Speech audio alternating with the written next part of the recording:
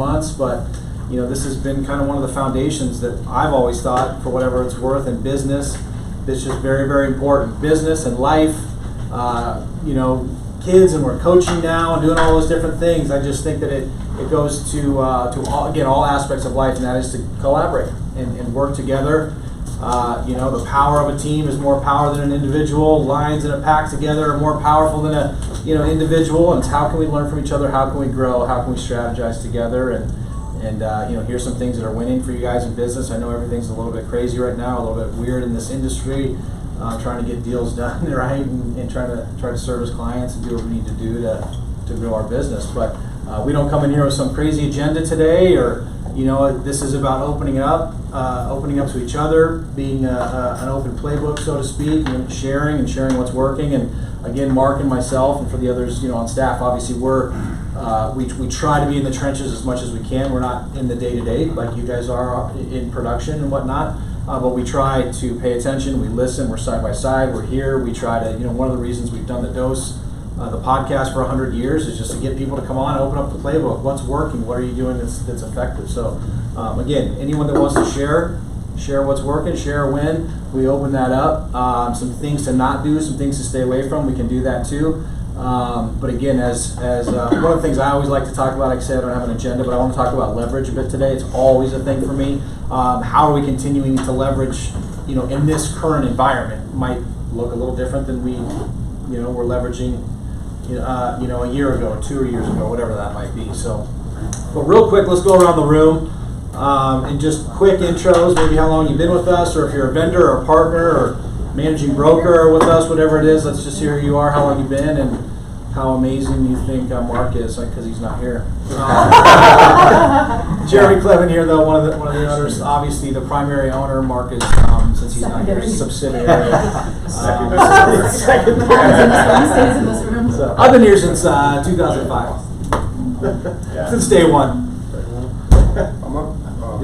Aaron Christopher, been here about maybe 5 years. That's pretty much it. Listings, more listings. Yes, sir. Morning, I'm Todd Smith. I'm one of the full-time managing brokers here. I've been here, I guess, 3 months now. I've been in the industry for 36 years. Spent 25 as a mortgage broker. So I sometimes come at things from a little bit more of a lender's perspective, which in a lot of cases can really help, anticipate what's ahead, what's an underwriter going to be looking for. Not only that, but what are we looking for as a, from a broker department standpoint, and from a department standpoint in general. So anyway, it's fun being here. I was at the last one. Keep us in line, Todd. I like to walk it. You can keep us in line, not let us cross it. Yeah, well, we always have the challenge of, you probably heard us say on the phone before, there's a best practice, the way we like to do things, to help the client avoid some of the risks in the industry. And there's basic practices, just what does it take to get the deal done and get the deal out the door.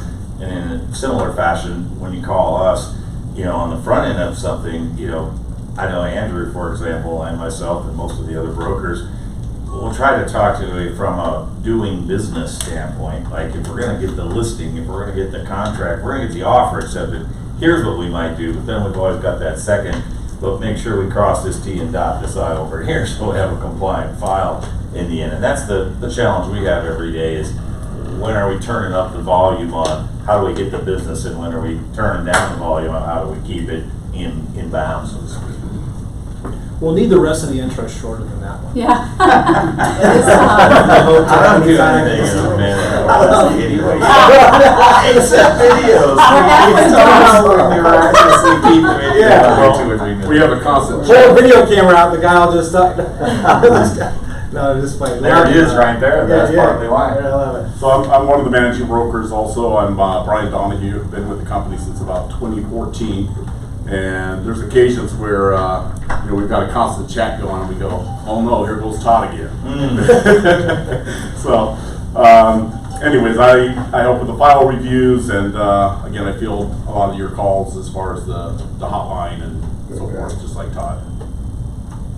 All right. My name is Samantha Barr. I've been a realtor for 5 months now. I've been with my home group for 2, so just looking to gain some knowledge and education. Okay. Good morning. I'm Nicole Spierick. I'm the business development manager with Tim Schnauz with Fairway Mortgage, and I've been in the industry for 5 years. I'm Tim Schnauz. I've been in the industry for 21 years. Single loan officer with Fairway Mortgage, the #1 purchase lender in Arizona. Put that out there. Yeah. I'm Kim Beal. I'm on staff here. I oversee agent services and operations. Been here in some way, shape, or form for a little over a year, just to support your experience here. Anthony Penna, Director of Sales and Marketing at Lawyer's Title. Been in the business way too long. And I've been a partner of My Home Group since, wow, it's gotta be what? 14. 7 years? That's all right. You forgot to say you have the most interesting socks. Always dialed this guy. Always. I know you see Jeremy today, so I had to step it up. I'm taking a step back. I'm Paul Mosley. I'm a realtor. Been in the business for 4 years, licensed, and this is my boss. Sounds good. You're good? Is he speaking for? Okay. Just say you're the boss. You're letting him speak for you? Good morning. My name is Chris Stillwell. I'm a new sales exec with Lawyer's Title. Anthony invited me on just to catch up and see what I can learn from all you guys. So thank you for having me. All right. Jim Plummer. I've been with my own group since May of 2019. Still, I became a sales agent back in 2011. Prior to that, I have a background in real estate appraising, but I'm currently certified in a different state other than Arizona. Oh, wow. Is it Right. Henry Schubel, March was either 4 or 5 years with MHG, plus 2 years on top of that. My name's Matt Moore. I'm a brand new agent, brand new with My Home Group. Only place you've probably seen me is probably your voicemail box, your email asking for open houses. So, I got one for you. Yeah, do you? Yeah, I got I'll one see you for you after. Saturday. Other than that, just here to absorb what I can. Good. All right. My name is Daniel Culver. Been here for like a week and no idea what I'm doing. I'm here to the story. The new guy, all right. Tracy Wood. I've been an agent for 5 years, and I made the leap to come over a month ago. So yeah. All right. I'm David Redding, and I think I've been here about 2 years on group, and been in business for about 16 years now. Keller Williams and Revelation before that. So. That shirt obviously I was makes you look just like a gonna male say. model. Clearly. Male model. Shirts on hand if anybody would like to buy My one. God, you today. never looked so good. I'm saying. My name is Ben Arredondo. I own the Envision Real Estate team. I think I've been at My Home Group now. I'm not sure how long it's been. What, 7 years maybe? So, same thing. I still don't feel like I know what I'm doing. I'm trying to learn more. So, just glad to be here. My name is Rick Hill. I'm with Berkshire Hathaway. Good. So I'm just For now. visiting. Everybody be nice to him. I might Everybody be good. We're not, or whatever. So I've been in real estate, I think, 12 years. Yeah, cool. Rick's the best. Hi, I'm Elizabeth Melikar. I very much appreciate Todd's speaking and voice behind the broker hotline, because I've learned most of what I've learned from the broker hotline, and that's been a really important support to me. This is my second career from retirement as an assistant to the superintendent in education in New York. So this is a brand new career, just a transference of what we're selling, not services for kids or selling houses. So I've learned a lot and I love it. Sometimes probably still feels like we're dealing with kids. Well, That's tough. I'll just sit with the Everyone. City, state, or county? Long Island. Long Island? The coffee. Okay, just checking. My name's Andrew Necroz. I've been active with MHG for 2 days. I have 15 years prior experience in real estate in Orange County, California. Good. Simon Safari, I've been an agent for 4 years here and working my database as much as I can. My name is Chris Attell. I didn't realize I was going to have an opportunity to sit in on this today, but I came by to just interview and talk to learn about My Home Group, and I'm excited to be here. Yeah, cool.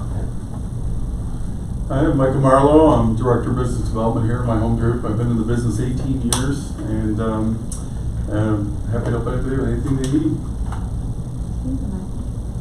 I'm Kelly Harris, and I've been here at MHG for 6.5 years, and I'm VP of Corporate Culture, so all the classes, events, putting this fun stuff on, and anything that keeps you guys educated, motivated, and productive. Yay. Woo! That is my thing. I'm Amy Langdon. I've been in real estate about 20 years, I think. Let's see. I was with Berkshire halfway before that, so I'm trying to get Rick over here because he's great. What else? I've been with my home group about a year, maybe not even. So I'm a team leader and like to work with new agents. And that's about it. Yeah. All right. Try to keep it short. My name is Ryan Day. I've been in business since 04. My home group's for 5 years now. So just happy to be here and sponge off you guys. So I love that the two guys that we invited specifically here, you know, Ben and Ryan, they are here to learn. Meanwhile, they're on the leaderboard just about every single month, but consummate students, right? I mean, that's really what it's all about. Is that again, this industry is changing, it's evolving. You know, how do we stay ahead of it? And again, so let's open up the discussion. Appreciate the intros from everyone, and appreciate the bad jokes on my end. But you know, we try to not take ourselves too seriously, right? I mean, life's too short. We got to enjoy it along the way, right? So, but yeah. So guys, let's open this up. Like I said, for me, one of the things of continuing to try to talk about that leverage piece. It's just always relevant. We can start there if you guys want, or we can start with you know, or get into maybe I guess the things that are winning for you guys. But you know, how are we leveraging? I'm a freak with leverage. I just think it's so important with how we're creating that in our lives. And for me, it goes beyond just business. You know, time is the one thing that we can't get back, right? We only have time. People want to talk about return on investment. That's great, right? Sometimes that's easy. It's easy to get ROI.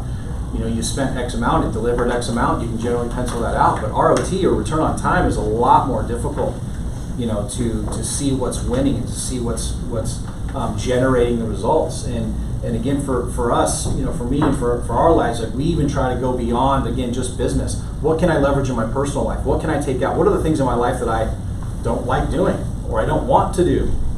You know, and it's not to remove those things out of my life, but it's to get them out, to create an opportunity for something new and for something else to fill that void, and what's going to rise to the top and what's the most important thing, you know. So again, leverage 5 years ago in our business probably looked a little bit different than it does currently, you know, the things that we're doing. And you know, I just want to encourage you guys to always kind of have this thought going through our minds, because at the end of the day, we all make X amount of income, right? Or we hope to make X amount of income.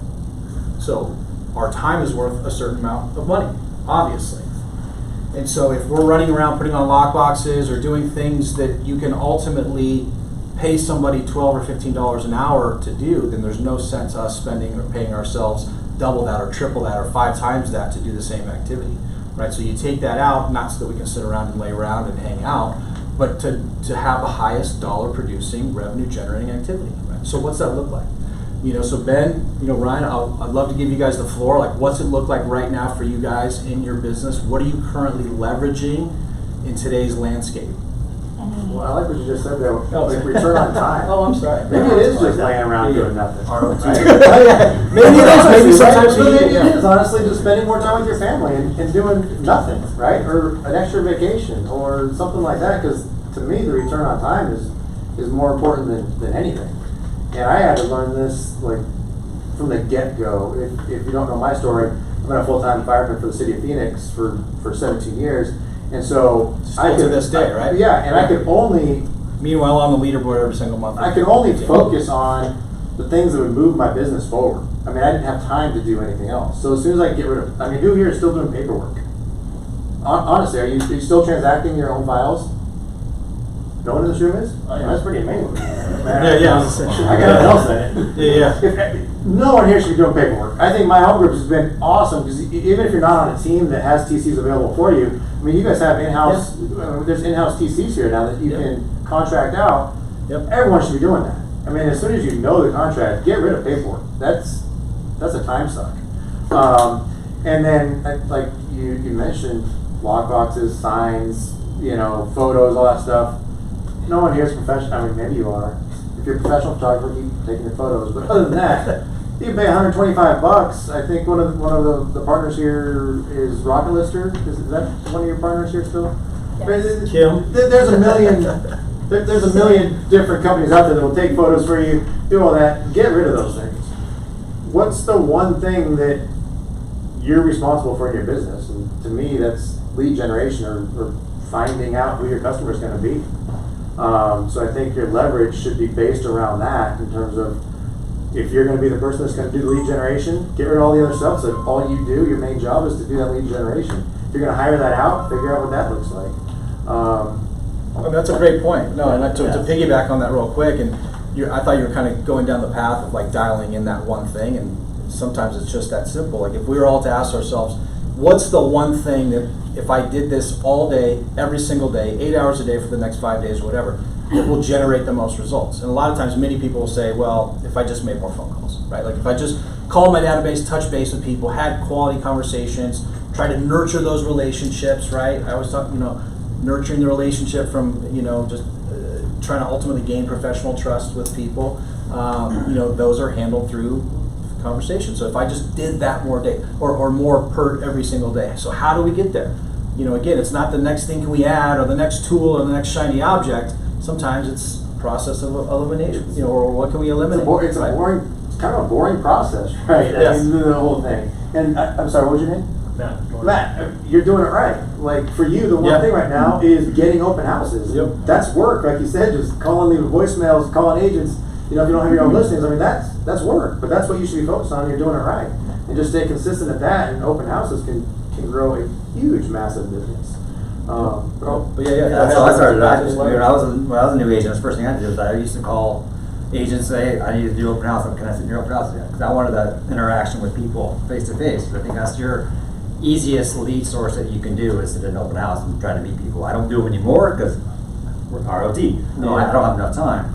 I do my own transactions, which I probably should get a transaction coordinator. That's one of my things I need to start doing. I'm the Ryan A Real Estate Group, but that's me, myself, and I. I do have a photographer. I do have a title rep that I work with, and I have a marketing manager, and I have I do have a team. But as far as the agent goes, it's just me. One thing I learned, though, I think throughout COVID is we learned to stay at home now. We're not in front of people as we're used to. Zoom meetings. This is great. I haven't been in this office in probably 6+ months. So it's nice to see people again in person. But what I've learned is in my business, I'm extremely busy, but I've learned to time block now. So first thing I do when I wake up to go to the gym, do my thing. Then I get the kids up, get them all ready for school, take them to school. Then from 8:30 to 11:30, I don't do anything except follow up on my leads, on my database, my sphere of influence. I have a time block from 9 o'clock to 11:30. I don't care if I have a listing appointment. I will not go on that listing appointment until I get my time blocks done. And all my follow-ups, all my emails, everything done. 11:30, then I take my lunch, then I figure out my showings, my listing appointments, and I go from there. I was all over the place when I first started. I didn't have any time management now. So that's why when she said to come here at 11:30, I'm like, ooh, I'm going to barely make it. I'm like, I got 11 o'clock, but I was here. I wanted to come here and do that. But that's one thing I would recommend is time blocking and family time. I mean, that's the most important thing. I think with COVID, I think we've all learned to be at home with our families now. I used to be a grinder. I was all about numbers and trying to be the best agent I could be to the top. It's all BS. I'd rather be happy, I'd rather be with my family, and still reach out to my clients as much as I can. But at the end of the day, I'm not going to be there 24/7 for them like I used to be. I just think you don't need to do that as much as, that's my personal opinion, that's how I work, but that's where I'm at. And maybe that's the idea. On vacation. How I'm on vacation? As a single agent? when you're you yourself and you're exactly right. That's one thing. I do bring my work with me on my vacation, and that's one thing I'm still kind of working on right now. Like I'm getting ready to go to Tahoe for a week. I'm like, shit, okay. Luckily, I'm trying to slow down right now, so I don't have to work as much. Did you say trying to slow down? I know. I'm slammed, but that's one thing. No hand raises to try to help them out. That's pick up but I do. pick up some deals. But what I like about my home group, I the got you. Facebook Yeah. group, is, you know, if I need a door open, I put you know, hey, I need 4 doors open, boom, you know, I get 10 responses right away. I love that. You know, That's great. and I think you might have reached out to me a couple times for open houses and stuff. I'm like, oh damn, I already sold it. I mean, literally you put it on the market. I mean, you can't have a listing more than a week now anymore. But that's my goal is, because I didn't take any vacations last year. I really did. You know, because with COVID, we didn't really go anywhere. So now that we're all vaccinated and we're ready to go, you know, we're going to start heading that back out. But I do bring my work with me. And my wife doesn't like that as much. Aw. But it's hard to, when you get a phone call from a $3-4 million buyer, to, well, I'll call you right back. Yeah. And I do the luxury upper tier market more, so that one phone call could really help that month. Hey, you know, again, we're you know, I kicked this off talking about leverage, and you've all already identified a couple of ways, even for yourself, and you know that you can create leverage. And again, maybe it is just to spend more time with the kids or the family, right? Again, we can't get this time back, but you know, I just again to grow, to scale. If you do want to get to that next level, again, everybody wants something a little bit different. You have to. You have to look for those opportunities. You know, you can't take the deal that's far out of town, right? Because it's just too much of a time suck. You have to create. You know, you have to get a referral fee on that, right? Get back to the grind. Get that next deal, right? Continue to nurture. You know, and maybe that's even another way is that, you know, we don't take on every single buyer, or maybe when a buyer wants to go out, and I know it's harder, right? We used to say, yeah, when you're gonna go out and show 8 or 10 homes, that probably doesn't happen a whole lot anymore, right? Because it's like they're all under contract or gone. You're going out and showing one or two at a time. But you know, maybe that's an example. If a buyer wants to go out and see 5 or 6 homes on a Saturday, or maybe you got something going on with their family, where you create some leverage right there, right? You don't go out and show 5 or 6 homes. You bring in, like you just talked about, you can reach out to anyone in the mastermind group. You can pay them per door. You can pay them for the day. You could give them a little cut of the commission if they do go with one of those homes, right? If they want to go see 5 or 6, you let them go handle that. Again, creating leverage. Now they want to see their favorite one. That's when you go show, right? That's when you go show, because it's time to make money. Okay. So throughout the process, when they're showing that 5 or 6, you can still, you know, enhance the experience. You can still communicate. You can give a recap of everything they're going to see. You can, you know, send them something nice, whatever, right? You can also spend that time, highest and best use of your time, generating more business or nurturing the experience for other clients potentially. But again, when it's time to go show that 1 or 2, now that's when we go show, because again, it's money making time. It's time to move forward, right?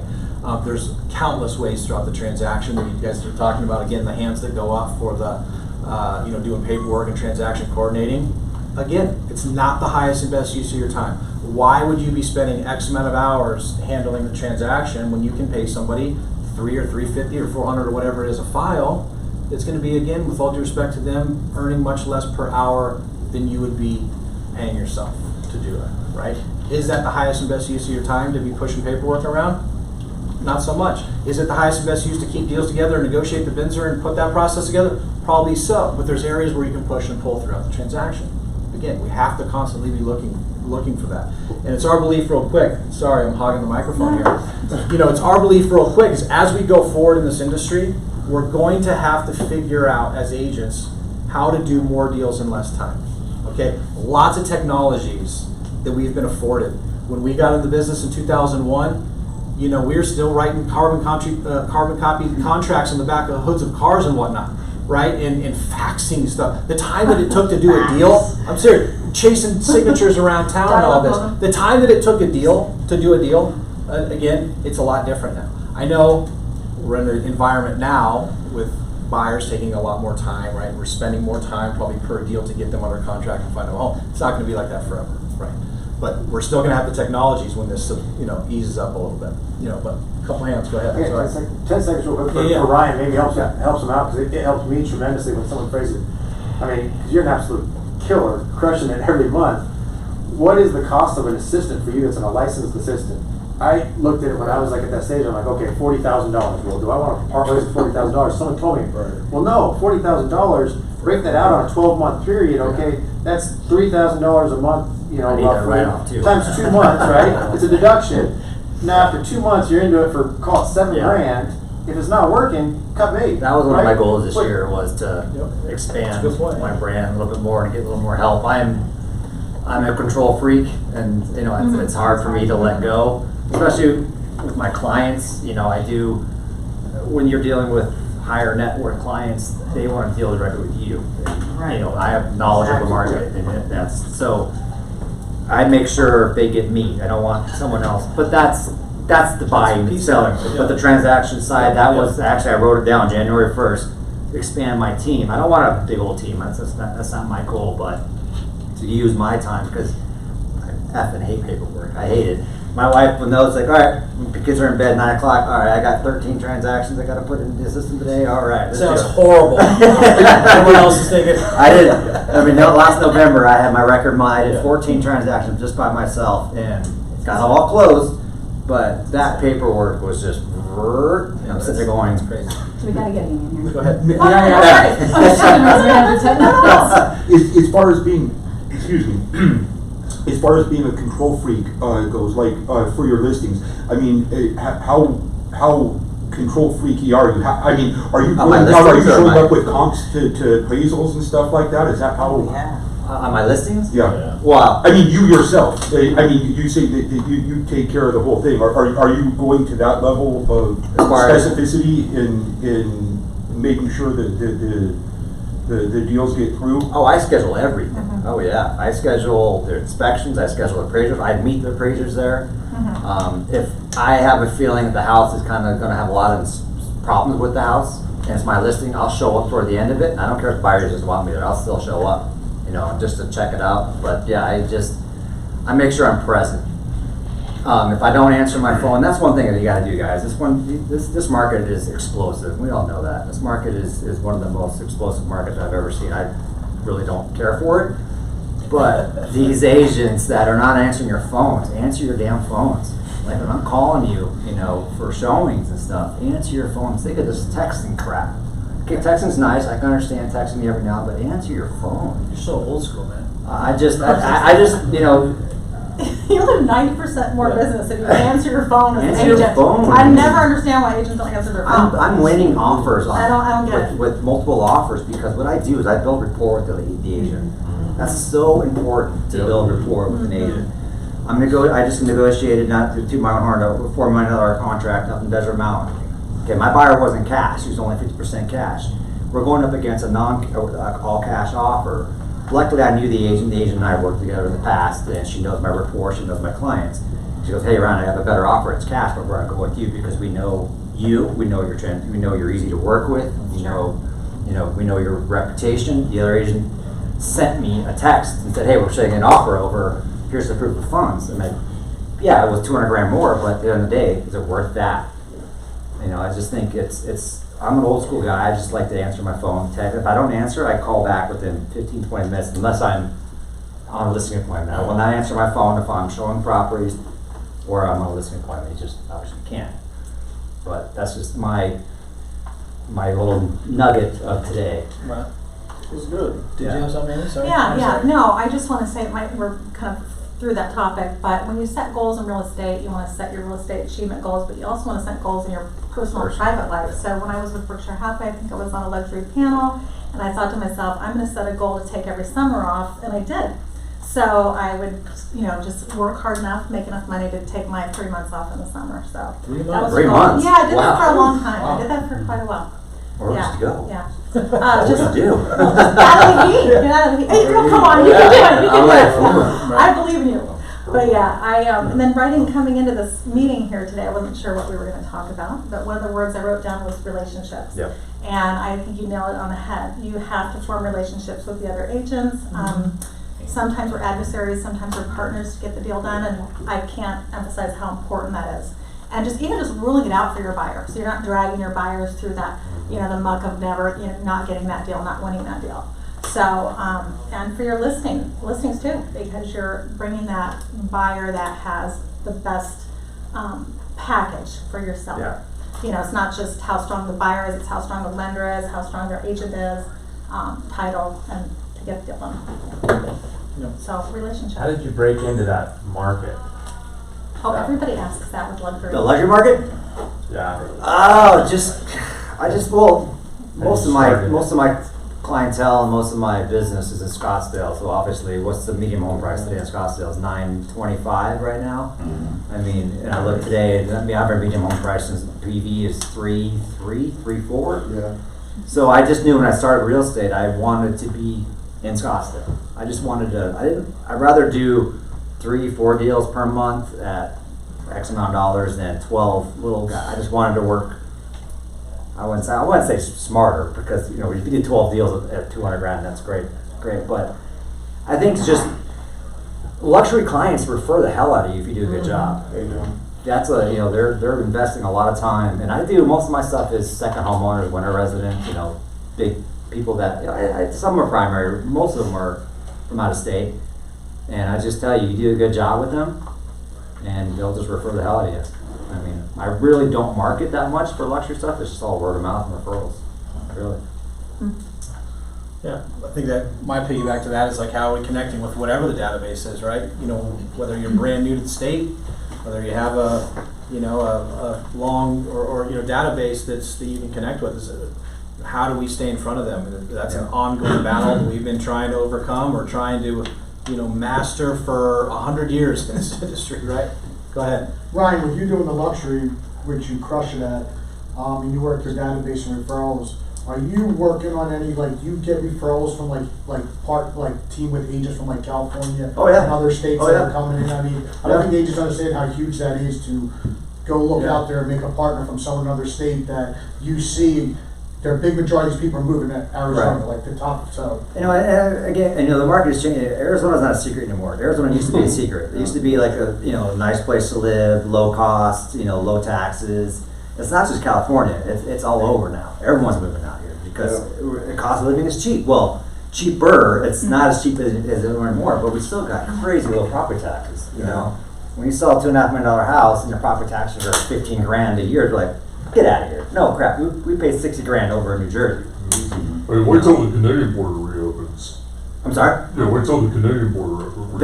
I have Canadians chomping at the bit to get out of here. I have so many, and that's a big part of my business, Canadians too. So luckily I'm already busy enough, but when that border opens, I have some pretty high net worth clients that are coming back. And it just makes me think, something like that's an activity that anyone in the room could do right now, is building, connections and relationships with agents outside of our marketplace.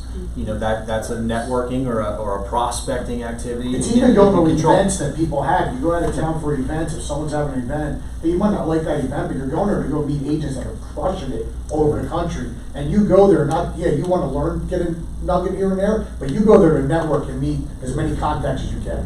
So if you're not doing stuff like that, if you're leaving, find out events to go to 1 or 2 a year and just hit them just to make contacts. Yeah, that's it. Get good at golf. And then how do we keep connectivity, right? That's another thing that I'd like to talk about. Again, feel free to open it up. Anyone else has anything, but connectivity. How are we staying? Again, the last year plus has completely changed for people, of course, right? Implementation of a lot of these, I don't want to say implementation because they've been magnified in terms of these tools and these technologies. We all knew Zoom is around. We all knew some of these other tools were around, but now they've been magnified and we've been forced to really use them. But I think that's a big challenge for people from the things that I've heard. Even lots of top producers out there is still trying to have high frequency of connectivity with people. So anyone go ahead.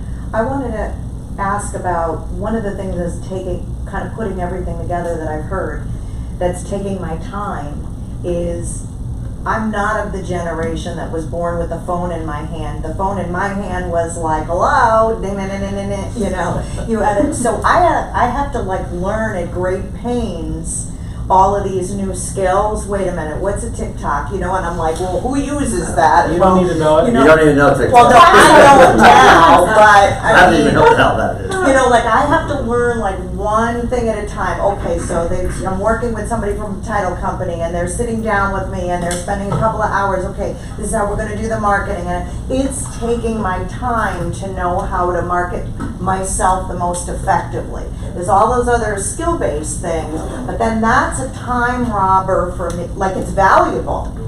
But I would love to see, and I know some other brokerages have it, an office, and I would pay for it. It would be one of those things that I would say, okay, here's your packages, here's your bronze, your silver, your gold, whatever. And you pay somebody and they have the videographer and you don't have to go chase the people down yourself, and they just, here's my listing, here's my stuff, do it, put it together for me.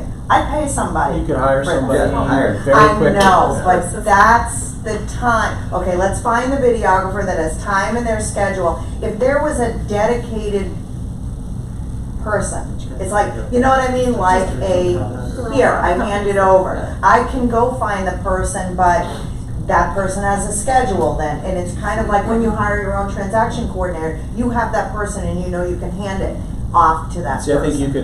I think you could achieve that through hiring. If you're willing to spend the money, then you could find somebody, that could, again, it's about backfilling. Where do you find these backfilling. people? Just put it out there. Yeah, Indeed. Social media. Social media. Do all of that. I do. That's who I use all my luxury listings. I've used them for the last 15 years. The listers, I pay, Don't say that about. X amount of dollars, and not that much for great videos, great photos. Oh, yeah. They're not. And that's the thing. I wouldn't want to keep. This is part of this conversation that we're having right now. Is this return on time? You have to evaluate those things. Running around doing videos and all those kinds of paying for things and scheduling it and doing a thing, getting the B-roll and do all those things. You know what you can also do? Hey, it's Elizabeth here, and you send out a video. That's better than nothing, right? The video on an iPhone is better than not doing any video. Again, you have to evaluate. Is that moving the needle in your business? And I'm not trying to take anything away from the strategy. I think again, social media, love it or hate it, it's still an incredible tool. So if you're doing that to put it on there and connect with people and use that as a CRM and nurture people through there and build connections and celebrate people and the whole 9 yards, then good or great. I'm not trying to take anything away, but again, you can do a lot of these things for a lot less time, and you have to evaluate, is that truly moving the needle in your business? Hey, Jereme. Well, and I've got people that are from other states, and I think a lot of the business that's coming in is people that are sitting in other states. They're sitting in Chicago, they're sitting in California, and so videos and things like that. Although it takes the time, so if you look, it's something you can push out. And again, you could do the same thing, and I would challenge you to personalize it. You're going to do a video, a produced video, which some people, that actually turns off because it's too produced. Yeah. They want more real, they want more raw, right? You could also, again, if it takes 3 hours or whatever it is to do the whole thing top to bottom, how long does it take to say, hey, Tom, it's Elizabeth here. Hope all's well, just wanted to touch base, boom, send. Hey, Catherine. I use like bomb and things like that. I get it. I'm just saying, I'm just saying you could do personalized things too that aren't produced, that are still building more of that connection when you're using people's names and whatnot. So, go ahead. You mentioned Zoom at the beginning of this round. Because I haven't been in real estate in the last year, 9 months or so, just show of hands here. This might be 9 months or 12 months too late, this question, but I'm just wondering if it gained legs. Anybody here do listing presentations by Zoom or Skype? Everybody Give them, I know, I get the idea with the e-signatures and stuff like that, but is that a thing now? It saves you driving time to the listing. I remember Ben talking about it on, I think, one of our masterminds on doing Zoom listing presentations. Yeah, it was one of the first things we pivoted to when the whole thing hit was how are we going to get these listings still up? And the owners or the sellers are receptive to that. Absolutely. Yeah, the choice. See, this is another thing that, where I go from this, where my mind goes now, is that, again, something else we've been talking about for a while in this industry, is that we have to be omni-channel, right? You have to, people are going to expect a video, right? So how do we get it to them? Some people want a text, some people want a phone call, some people they expect to see you on social media, right? They expect to see you on these various channels. So if you can take one piece of content, one video, right? Put it on all LinkedIn, YouTube, Facebook, Instagram, there's all these different channels, right? Text it out to them, email it out. Right, there's lots of different ways that we can take one piece of content and be omni-channel with that. Right. So again, you're gonna have some clients. How much more efficient is it? Right. I live in Gilbert. I can now list a house in Buckeye, no problem. No, the time savings. the time savings there is great, but, I mean, talking about old school, but back in the day, actually having the paper, contracts, in California, they had the 8-pager, it was 8 by 14, just for the contract itself, every single one and stuff. With the listings, there are some of us, I hate to call myself old school, but old school, okay? You have the two appointment listing presentation. You come in, you see the house, then you go, you do the comps, the CMA, and then you go back.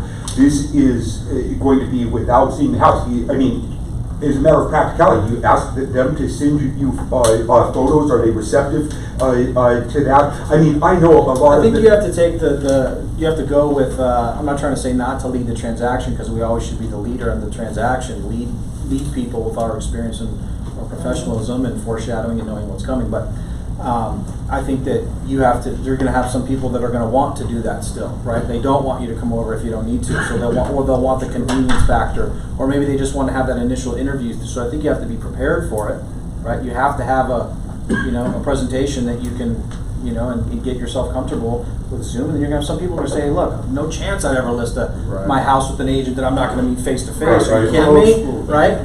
So no, yeah, I understand flexibility. I'm just. In the nature of, just like you're saying, recouping time that can never. I mean, time moves inexorably forward, right? We can't get it back. It would be great not to have to go from Gilbert. It's a long drive to Buckeye. I'll call Ben. I don't go anywhere. I have boundaries that I don't go. So you gotta reach the consumer, right? And then maybe you I don't know Gilbert. maybe you have enough business that you're like, Gilbert. listen, I'm gonna do it via Zoom. If you like that, great. If you don't, then I'm not your agent. I'll refer you out to another Mountain Group agent. Yeah, when someone calls you up, like, hey, I'm gonna look at a house in Goodyear, I'm like, what's Goodyear? I don't know what that is. Just to piggyback, I'm sorry, what's your name? Andrew. Andrew, just to piggyback off what you're saying, don't be ashamed to be old school. It actually works in today's society because everything has changed, like he was saying. On the flip side, to agents not answering their phones, I get business off of agents who don't answer their phones. I will say this in regard to thank you for saying that. Don't be ashamed to be an old school. The one interesting thing about being that fastidious and so on and so forth was the last run up between 2002 2006. I was getting 0 down offers in a market increasing 40%. Why? Because I could fill out a damn contract. How many of these, like, hold on, there you go. Yeah, it's horrible. You're all like, I don't want to present this to my seller because this is embarrassing. Right. There is, thank you for saying that. And just being old school. So don't feel ashamed like, hey, I'm old school. The world's changing every day. Technology, you have to adapt. But the bottom line of this meeting and conversation, everything revolves around time management. It's about your time. You don't get paid by the hour, you get paid by the moves you make. So if you have a pipeline, like I'm doing some things now where I won't get paid till 30 days later, but it makes sense, versus I have to manage the time, the things I'm doing now, and I probably won't even get paid for it, so it has to be a lesson. So time management, it's all gonna revolve around it because you don't get paid by the hour. How many buyers you guys are working with that they want to go see a specific house or 3 or 4 houses? Listing agent already said they have 10 offers on the table. 20 offers. You're going to look at offers tonight. Are you still going to put those buyers in your car to show them that property? And you have an hour left? Right. I mean, is it really worth your time? So what I do is, and it's even up to your market, there's multiple offers. First thing I do is I call the agent up. Hey, how's the activity on the, just start building rapport. Just start building rapport with them. Then, ask them how many offers they have on the table, and when they're responding to offers, what is your seller looking for? You guys know the game. You're like, what's gonna appease the sellers, longer close, the lease back. Just before you put them in your, they don't even go in your car anymore, before they follow you, make sure you're not wasting your time showing 6 houses that are gonna be sold within 2 hours of you sold for sale. Right. So. Time management. Yeah, it is. And that's one thing that buyers kind of get mad at me about. Like, well, why don't you show them? They're going to accept the offer in an hour. Yeah. I don't tell them this, but I know their strength is not going to be as good. And I don't know what you guys do, but I'm not a big fan of removing appraisal contingencies. That's huge. That's so risky for me. I have not done one yet. I've done gaps, appraisal gaps. Yeah. But I will not remove the appraisal contingency. That is so risky for those buyers, because if you get an appraisal that comes back $60,000 less, and I don't know, even at a $500,000, that's a lot of money something to come out with to get the deal done. And I'm seeing offers too where they're submitting Benzers, accepting premises that accept. I mean, is that can you do that? Waive inspection? They're sending the Benzer over to me with the premises accepted with the offer. You know what that is? That's just so dangerous. It's a mixture of like, you have to categorize buyers now. Like first time home buyers, they're pretty much, you know, whatever they're bottom of the barrel. But what you're saying, to add to what you're saying with the buyers, okay, they're at a certain price point, but when they're sending like a appraisal waiver or Benzer waiving the inspection, it's adding that cash element into with the buyer. So that's usually what you see in cash deals. That's just, I don't know, it's just We risky. waive it all the time. It all comes back, I mean, to education to your clients, right? I mean, we're educators to our clients. We're there to present them options and also show them the risks of doing that.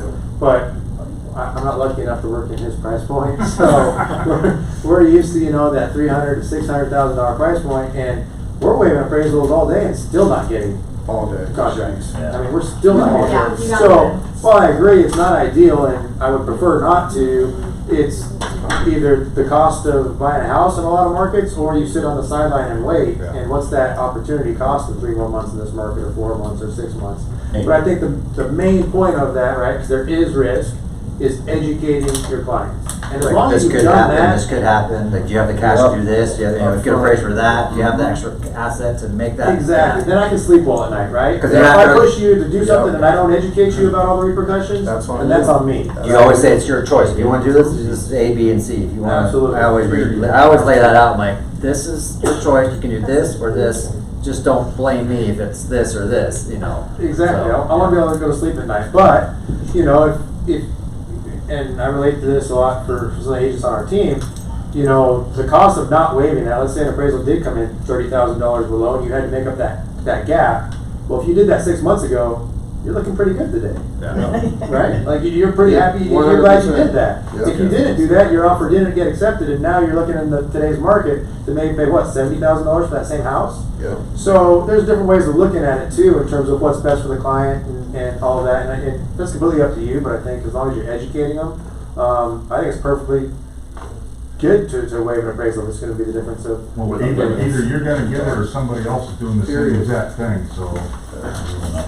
And educating your clients. Todd's busting over there. Well, Andrew isn't here to inject, but I know one of the things he tells us all the time is you're out there to protect your client from themselves. Like, and what I keep hearing in this room today is I'm looking around, here's 2 new guys right over here looking for an open house opportunity, right? Here's 2 guys that are on a leaderboard. Here's 2 guys that are crossing T's and dotting I's. This whole room has a lot of diversity, and we keep talking about do this and do this and do this and do this. My experience is that there are no 2 sellers the same. There's a seller out there right now that will not hire the team and pass the football around. There are sellers out there right now that want the me, myself, and I guy that's going to be right out there loading up the sticks to get the pile removed from the side of the house today before the photographer comes tomorrow. Almost. I want to say, you say leverage, right? Leverage that open house into a buyer. Leverage that buyer into another buyer. I had a mentee last year, you know, brand new out of the box, who had 3 VA offers accepted. VA 100% offers accepted. You know, that came in from various referrals. She did a good job. People like her. She was likable. She gets rapport on the phone with the other person. She conveys a little knowledge, starts to build some trust. So here's my thing. If we look around this room and no 2 people are the same, no 2 buyers are the same. No 2 buyers are going to waive the appraisal every time. No 2 sellers are going to, you know, do that. So think about it in terms of, and I always like to look at from the top down. If we do 100,000 listings in MLS that sell per year, roughly speaking, 8 to 10,000 a month, that's 200,000 sides. 10% market share would be 20,000 deals a year. Anyone have 20,000 deals a year? How about 1%? 2,000 deals. Anyone do 2,000 deals? Nobody, right? So all you really need is, what is your goal? I mean, is it 5 deals a year? Is it 10 deals a year? Is it 50? And what is your niche? If you're really good at the me, myself, and I, and that group of people is going to continue to refer, oh, you want to sell, call this guy. He does it all from A to Z, soup to nuts, whatever it is. Hey, call this guy. He's got a team of people that will attack it from all sides.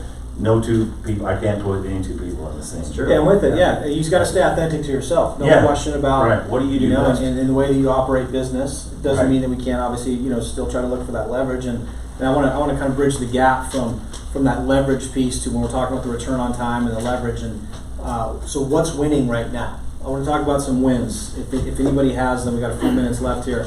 The things that we can control, ideally, are the things that we need to be focusing on, right? Lead measures versus lag measures, right? The lag measure, we've all talked about this for a long time, right? The lag measures are the results. A lot of times we can't control those things. We can't control the money in the bank account or what the scale says in the morning. I'm speaking firsthand here. I can do a better job at controlling, my work hours, my diet, or whatever, right? Or how many phone calls I'm going to make, or how many doors I'm going to knock on, or how many outside agents I'm going to try to connect with on a day-to-day basis, or do some of these activities, right? I can control that. I can't control how much time. Of course, life happens, guys. We all know those things, right? It might get in our way, but we can get back to it, right? We can get back to it. We can get focused. So, what's winning right now? What are we spending the time on right now? That's winning. That's getting the results. Mark, I'm using something. Jeremy here. Or Jeremy. Is that happening? It's okay, Leonard. I'm using something, and I know Kelly, I sent a monthly gift to people, and it comes through, it's a touch a month, costs you $1. You set it and forget it. And that puts you out there in front of them. And that service is available here in Phoenix in 2 different markets, Scottsdale and North Phoenix, East Valley, and they're building the West Valley again. I mean, I love it. That's personal. People love, we all love receiving things, little gifts and letters and all those types of things. I mean, that's a great thing. And maybe, if you've got it dialed down to $1, that's awesome, right? Where's my gift at? Yeah. Come on. You'll get one. All right. It's a $10 gift, I paid $1.10 for it. Is it logos?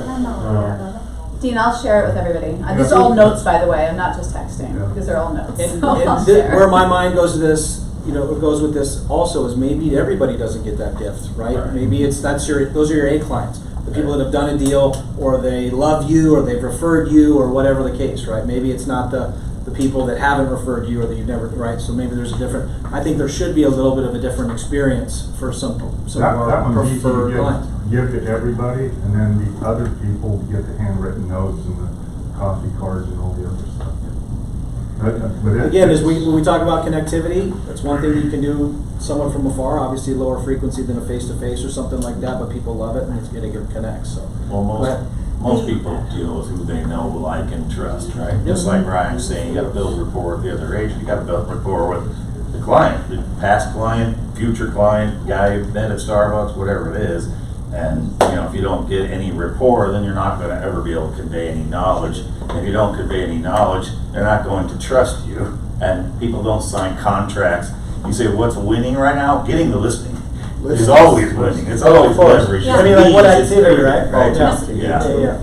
One more thing, have a contact management system, because people that will refer you won't even realize will refer you if you're not staying in touch with them. You think the people that will refer you maybe don't. You'd be surprised who refers you and who doesn't. I would be surprised. I have somebody that refers me that she's never been my client. She's my biggest cheerleader. Yeah, that's true. And I call them my cheerleaders. I have a whole group of them in my contact management. I'd say most agents do not have a CRM. That's the biggest mistake. And/or they That's the first started thing you it should later, do. right? They started Yes. it later than they should have, Yes. or they would have. That's the looking biggest back on it, right? complaint. It's the worst The CRM feeling is- when somebody said, I couldn't get a hold of you, and it happens. Like, oh, I hired somebody, I couldn't, are you still a realtor? I'm like, oh. Well, guys, it happens all the time. Think about the people that we have in our lives. Who's that one guy or gal that helped me with this or that, or I forget who they are. They're not top of mind. And that's another thing that does too. It helps us stay top of mind without being overwhelming. I mean, people can't get mad when you're sending them gifts, right? You can't be upset about that, right? Or an invitation. That's why we always love the personal events, because it leads to all kinds of touch points leading up to an invitation, right? Hey, here it is on this channel, that channel. Hey, did you get it? Then you see them, you have the experience, the follow-up, right? There's 15 touch points to one event, even if they don't show up, right? So they can't get mad at you for you know, and again, as we get back to whatever we're calling this now, we can, you know, start to do these types of things, start to do the happy hours, you know, again, leverage the partners, right? There's For also giving another business that program justifies it. available here. I'm sorry, Jeremy. No, go ahead. There's also another program available here, and it sends a monthly postcard that you can go redeem at some local business. And that one's actually. Is that these past clients of yours, or these past clients? You can send them to anybody you want. See, I guess I'm a little more old school on mine. I used to do postcards and gifts and all that. You know, But it I costs think you gifts is dollars. old school. It is. I think, you know, everyone here should have a CRM. I'm hoping everyone does. I mean, that's one thing you gotta have. You gotta have touch points. That's what I was saying. That's why I almost didn't make it today, because like I said, I have a dedicated time from 9 to 11:30 where I don't do anything except go on my database, I have tasks set every day of what I need to do. Call, email, text, and then all my closings I have. Depending on the client, every 30 to 45 days, I pick up the phone. Hey, how's it going? How's your new house doing? Hey, cool. Hey, you ever come down and see it? You never saw it. You know, there's houses that people have bought and they didn't even seen yet. You know, because there's stuff in Canada. But now, go ahead. No, I wanted to add to what you were saying. no, I'm just saying that's just one of my big things is you got to stay in touch with your clients. If you don't stay in touch with your clients, they're going to call me. Which CRM do you use? I use Chime. Chime? Chime. Yeah. The best, I mean, you've heard this before, sorry, real quick. The best CRM is the one that you're going to use. Yeah, Find exactly. one. I had the shiny object syndrome. I had that. Trust me, I had tried them all. And Ryan, if you're not staying in touch with them, somebody else is. Someone else is. How much Exactly. does Giant cost you? Exactly. I'm not saying I haven't stolen clients or buyers and sellers, but Yes, you have. somehow they'll like, oh, I called this agent, they never called me back. I'm like, we called you right back. Hey, we want to work with you. Yeah. Boom. You know. Got a worker? And what's his name? I never signed buyer brokers. Yeah, I've never done a buyer broker in my 18 years. No, I just meant when they said. I'll ask them. Oh yeah, I'll ask them. Oh, absolutely. Hey, you sign anything with an agent? No. Okay, well, by the way, you know, No, and to add to what you're saying, and just stand in their faces, you have to understand that they're on social media. Yeah. So like Jeremy was saying, you know, you can get in their face. It's about, in addition to what Ben was saying, it's information. Like, it works. So if they see, like right now, everybody's selling their house, there's people you know that own properties that you don't even know that they own properties. And they see like, okay, I can make some money now. Just because I'm going on social media or making a call or just giving the information, they're going to say, you know what, I thought about it, go ahead and list my house. It's a referral because everything's shifting towards listings anyway. If you're not at a certain price point with buyers, so just that what you're saying, just just little stuff. You can have your database, but catch them on social media. You know, do a quick little well, they video. say one buyer signs up to what 7 or 8 different realtor websites. Easy. So you got to shine out. Because I'm sure my buyer. I'm sure I have a buyer on your website. I'm sure you have a buyer on your CRM. I'm sure we do. I probably do. I have probably 5,000 people in my database. But you have to make sure you shine. Show them your market knowledge. That's what I always do. When they ask me a question, I don't know Gilbert. I don't know Chandler. You know, someone asks me that, I don't know. But if someone asks me Pacific Subdivision here in Scottsdale, PV, boom, I know exactly what's on the market, price per square foot, all that. So I'm knowledgeable like that. But as Mark says, if someone wants Gilbert surprise, I'm like, what's surprise? I don't know. What is that? I don't know. I know, but what I do is I go on there. I'm like, hey, I don't have an answer, but I'll get it for you. I'll go on my home group, like, hey, can you go show a house in Surprise? Are you familiar with that city? Yeah, okay, go. I don't want to give them false hope. I don't want to blow smoke up their ass because I don't know that market over there. Right. And if your business isn't in a place where you're ready to invest a lot of money, I mean, Jeremy, don't you guys have a CRM that's available for every agent that they can opt into? Conversion and. Yeah. So we're actually migrating conversion to KV Core as we speak. It'll be ready soon. Yep. So like KV Core and Fairview, you guys use HomeBot, correct? Yep. So HomeBot's one really cool tool for homeowners. Oh, no. Everybody really should be on awesome. there. Reach out to Fairview and get them. I mean, they'll help set your account up. So like you don't have to go search for all these things. They're right here in this room. So use a good one. I mean, great leverage again. I never knew. I would love it if we could do like, I've been looking for something like that. If we could have like, we have transaction desk classes. Okay, here's HomeBot. We're going to do classes. We've had multiple HomeBot classes taught by both I must VIP and cross country. Yeah, they're recorded. Oh, awesome. Homeboy. You know, one of the things I did that is really helping me out is this concept of like, I call it like my concierge services. And for my higher end luxury clients, that speaks their language. They like the word concierge. And I say, it's something we all do, but calling it something, Right. it's like I have this concierge program. I'll take care of the window washing, that we get all these people in, we help pave the way, because they're already freaking overloaded enough. But having that, and then I just go to work and, do the thing. But like that in this market, having that piece has been really helpful for the luxury people, because it's attracting more, because then they're calling their friends and saying, oh my God, and they got this and they got this. And Everybody wants a concierge service, right? Exactly. Yeah, everybody wants that. So yeah, if we can create an experience or create something where they feel like they're getting something, I mean, I think that's great. Want to respect everybody's time, obviously a couple minutes over. I'm happy to do this all day. I love this stuff, but I know everybody might have places to go. But any other last minute wins? I was successes? just going to say that I doubled my business and probably tripled it using Realtor.com leads. I mean, I picked some zip codes. I cherry picked. I said, what do you got for under $100 a month? Are you here still or with there? the sales team at Realtor.com too, or? I'm just Well, kidding. I'm kidding. Literally, they tenfold my investment. So if I pay $1,000 a month, I'm making more than $10,000 a month from gross commission. They have zip codes still available, huh? Oh yeah, they always have everything. Nothing more. Yeah, so that's how I'm breaking into North Scottsdale right now. So Careful. All right, Jerry, can I wrap it up with, Sure. okay, I want to make sure. Unless there's Tim- anything else. Well, we can all schmooze afterwards with lunch, but I want to shout out to Tim and Nicole for sponsoring, bringing lunch, and I also want to thank you. So all the lunches are out here, but I want to allow you and Todd, if you want to plug this class for tomorrow. I'll plug the first one, in-house in this room. We're doing Transaction Desk 101, followed by 202. You can attend one or the other or both. There will be lunch served. And then via Zoom, I'll let you guys give a little plug to solar. Yeah, no, we're super excited about the solar class tomorrow. We have had such great feedback from agents. We blasted out once. We're already at like 50, 60 RSVPs. Everyone's super interested in it, has so many questions about solar. So everyone should jump on. It's going to be an hour. And on the Zoom link, there's a little box that you guys could plug in if you have any questions that you're actually looking to get answered that you've run into in the past. So. Yeah, I'm That's actually awesome. have a Zoom meeting with the two guys from, is it Blue Solar, is that the company? Blue Sky. Blue Sky, Yeah. Blue Sky Solar, this afternoon to kind of just go over some of their things. They're kind of bring the nuts and bolts of it to the presentation, but I'm kind of coming more from a contract standpoint. One thing in MLS is MLS will say solar, leased or owned. Is that owned outright, or is there a balance on that? there's a In whole- other words, a solar lease addendum is a solar lease/loan addendum. So we have to make sure that we're clear on that point. You've probably been seeing notes in Skyslope that, Shane has been adding, anytime we see a deal and we see, in MLS that it's solar owned, he's dropping a note in it. Is there a balance being assumed or not? That needs to be addressed.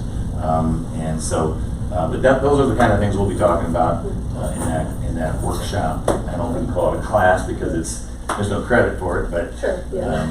yeah. And I could shoot everyone the RSVP link after this, and then you guys could register if you're interested. That'd be great. Yeah. And make sure everyone's signed in too, so I can follow up with some notes. You're Everybody. great. Yeah, the sign-in sheets are out here. If you don't have a CRM and you want a real easy, cheap one,